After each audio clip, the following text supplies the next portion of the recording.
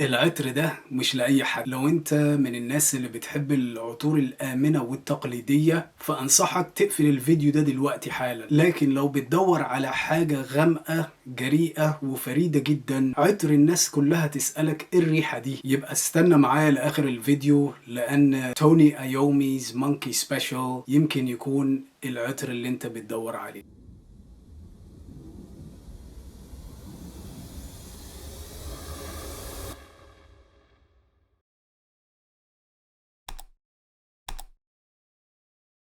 السلام عليكم، اهلا بيكم يا جماعة في فيديو جديد. النهاردة معانا عطر جديد وفعلا حاجة مختلفة جدا. ده مش عطر لأي حد، ده تعاون بين دار زيرجوف وواحد من اساطير الموسيقى الصاخبة توني ايومي، والعطر اسمه مونكي سبيشال. وخليني اقول لكم ان دي تجربة مش عادية خالص. بس قبل ما اكلمكم في عطر النهاردة حبيت بس اوضح نقطة صغيرة، عشان جالي تعليقات بتنتقد العطور وذوقي في العطور. فزي ما قلت لكم انا دايما بقول لكم يا جماعة عينوا الاول قبل الشراء، عين اشتري سامبل قبل الاستثمار، لان احنا مش بنتكلم في عطور ليها شعبية واسعة، احنا بنتكلم في عطور نيش. يعني ايه نيش؟ نيش معناها هي دار ما بتعملش حاجة غير العطور او منتجات العطور زي الشمع والحاجات دي. يعني مش ديزاينر هاوس، مش بيت ازياء كامل زي مثلا توم فورد وشانيل وكده. لا، هي بتركز بس في العطور، والصناع العطور او العطارين البرفيومرز بيدوهم حرية زيادة عن العطور التانية اللي بتشتريها من بيوت الأزياء اللي هي المعروفة دي، لأن العطور دي ما بياخدوش أي ريسك خالص، ما بياخدوش أي مخاطرة، وأغلبها عشان كده بيكون ليها شعبية واسعة. بس العطور النيش اللي احنا بنتكلم فيها دي يا إما هتحبها يا اما هتكرهها. فبس حبيت بس اوضح النقطة دي، عشان انا وغير كده برضو النقطة التانية اللي انا كنت عايز اقول لكم عليها، في عطور كتيرة جدا نيش انا اشتريتها من غير ما اعينها وكرهتها اول ما رشيتها، زي عطر رويال توباكو من امواج. اول ما شميته ما عجبنيش، حسيت انه كده عامل زي ريحة المطبخ الهندي بالتوابل وما فهمتوش بصراحة. بعد جربته بعديها يمكن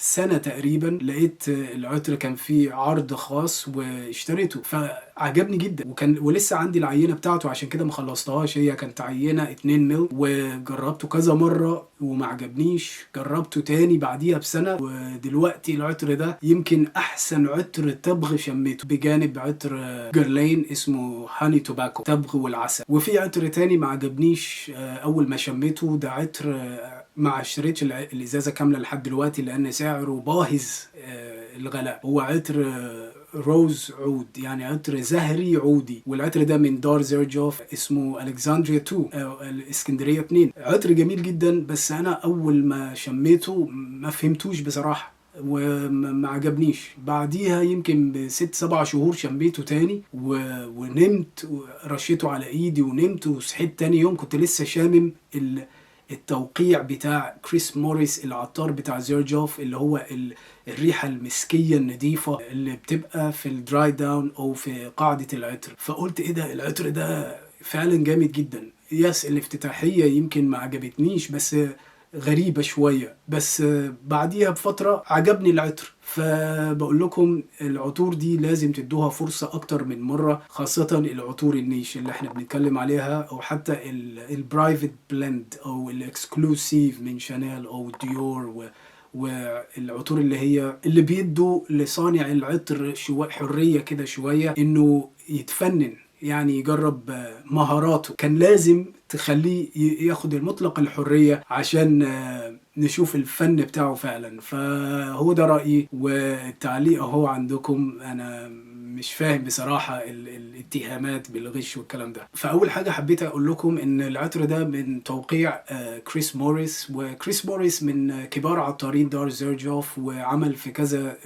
بيوت أزياء وعطور لشركات تانية كتيرة جدا. والراجل ده التوقيع بتاعه لو أنت من عشاق دار زيرجوف هتعرفها على طول، اللي هي الريحة المسكية النظيفة اللي هي بتبقى في الدراي داون بتاع العطر، وزي عطر إربا بيورا، واحد فعلا من أحسن وألمع العطارين في العالم في الفترة الأخيرة. وستايله معروف إن هو فعلا تقيل وفخم وفيه تفاصيل دقيقة. وزي ما قلت لكم عطر ده مصدر الإلهام هو توني أيومي، اللي هو عازف الجيتار لفرقة موسيقية، الموسيقى الصاخبة، اللي هي الموسيقى المعدنية الثقيلة زي ما بيقولوا عليها هيفي ميتال. فالراجل ده كان في الثمانينات كان بيعزف جيتار، وكان مسمي الجيتار بتاعه مونكي سبيشال. فالجيتار كان عليه رسمة اللي هي شكل القرد كده على الجيتار بتاعه. وسيرجيو مومو مؤسس دار زيرجوف هو من كبار عاشقي فرقة بلاك سابث، فهو كان بيعزف برضو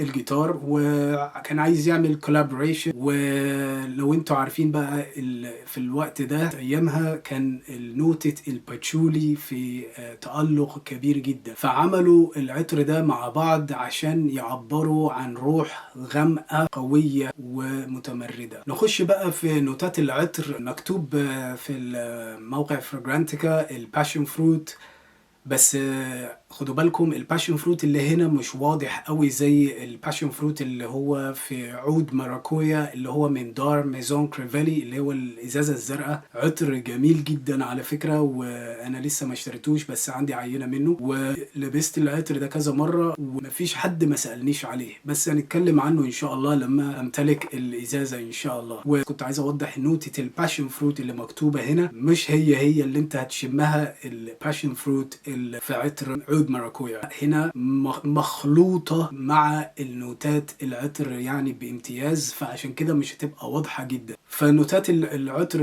العليا في عندك الرم اللي هو مشروب كحولي مصنوع من قصب السكر المخمر، فبيدي كده ريحة مخمرة كراميلية شوية. ورد بلغاري، قرفة، برغموت. في قلب العطر في الباتشولي وجلد وعنبر. وقاعدة العطر في التونكا، الفانيليا وكراميل، خشب الصندل، اللبدانوم، عنبر الحوت والمسك الابيض. فطبعا النوتات دي كميه هائله من النوتات، فانا هقول لكم اللي انا شمه. مش عارف، هي حاجه غريبه فعلا، يعني العطر ده لو حد تاني شمه بيحس بنوتات تانية بارزه، بس انا اللي انا شمه هو ده اللي انا بقول لكم عليه، اذا كان باشن فروت ولا. فالعطر ده جامد جدا ومن احلى العطور بصراحه. انا اشتريته من غير ما اجربه، مخمر زياده عن اللزوم، يعني ريحه سكريه وريحه القرفه واضحه جدا في العطر ده. نرش بقى دلوقتي.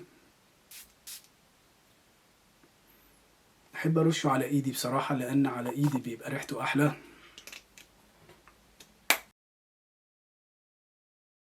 وعندي هنا رشيته النهارده الصبح يمكن من 4 ساعات، فالدراي داون عندي هنا من 4 ساعات، وهنا الفريش اللي انا لسه رشه. فاول ما ترش العطر اول حاجه تحس بيها الريحه اللي هي المخمره، ريحه المشروب الروم، وريحه سويت قوي جدا، يعني ريحه مسكره جدا، ومعاها القرفه بتدي الدفء والعمق لريحه القصب المخمر او الروم، وروائح الورديه بتزود بقى لمسه فخامه شويه. والورد هنا مش ورد ناعم، بيقولوا العطر الجنسين، بس ده ورد داكن وغامق. والناحيه التانية بقى على ايدي عندك بقى العطر في الدراي داون، وهنا بقى بتطلع بقى ريحة الباتشولي والجلود. فريحة الجلد والباتشولي هنا عاملين يعني شغل عالي جدا، كأنك حاطط كده جاكيت جلد كده حاد وجامد وقديم، فريحة كده فينتجي شوية اولد سكول، بس مع ذلك لمسة العنبر هنا بتدي الريحة بقى عمق تاني خالص، وبتخلي العطر النوتات اللي هي في وسط العطر تقعد فترة أطول. وبعد الدراي داون بقى بتحس كده العطر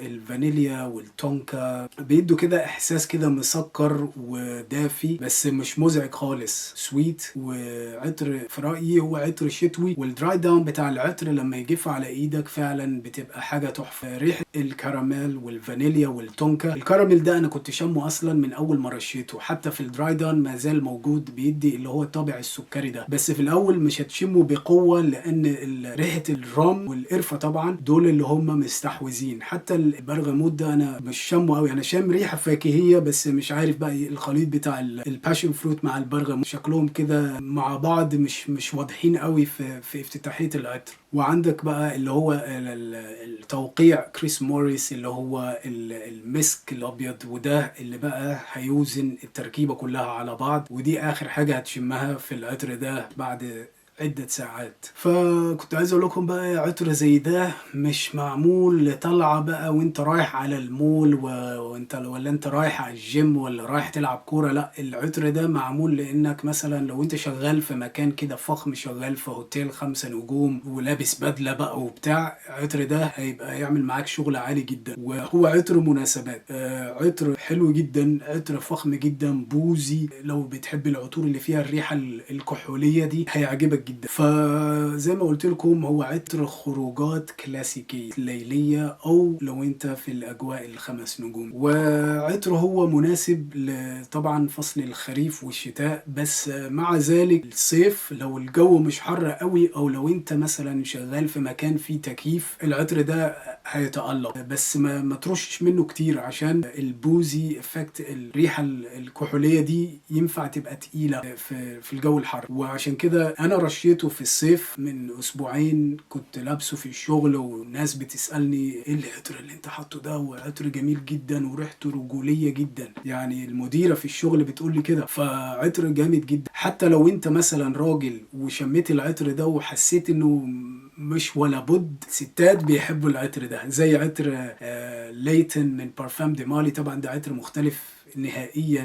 مش نفس الريحه خالص. بس العطرين دول انا لاحظتهم، بالذات ليتن انا ما عجبنيش قوي قد ما عجب المدام، وبحس ان الستات بيحبوا الريحه دي يشموها على الرجاله. والعطر بتاعنا النهارده انا شفت ريفيوهات كتير لرجاله بيقولوا العطر ما فيهوش حاجه سبيشال، وعطر قريب من كيليان انجل شير. انا جربت العطور التانية دي بصراحه، العطر ده عجبني اكتر من كيليان انجل شير. عندي منه سامبل، بصراحة سعره بالإمكانيات بتاعت العطر ما يستحق. بس العطر بتاعنا النهاردة أنا في رأيي عجبني جدا من أول شمة، والمدام حبيته جدا. كانت بتسخر مني لأني عملت أخطاء بشعة قبل كده، اشتريت عطور من غير ما أجربها وفشلت فيها فشل ذريع. فمن ساعتها بتقول لي اوعى تشتري من غير ما تجرب. فاشتريت العطر ده لأن لقيته سعره كده كان نازل في خصم، اشتريته على طول من غير ما أفكر. طلع فعلا عطر جميل جدا. دخلت على موقع فراجرانتيكا عشان اشوف الناس بتقول ايه عن ثبات العطر والفوحان بتاعه، وجبت لكم الرسم البياني ده عشان محدش يزعل مني ويقول انا شغال عند زيرجوف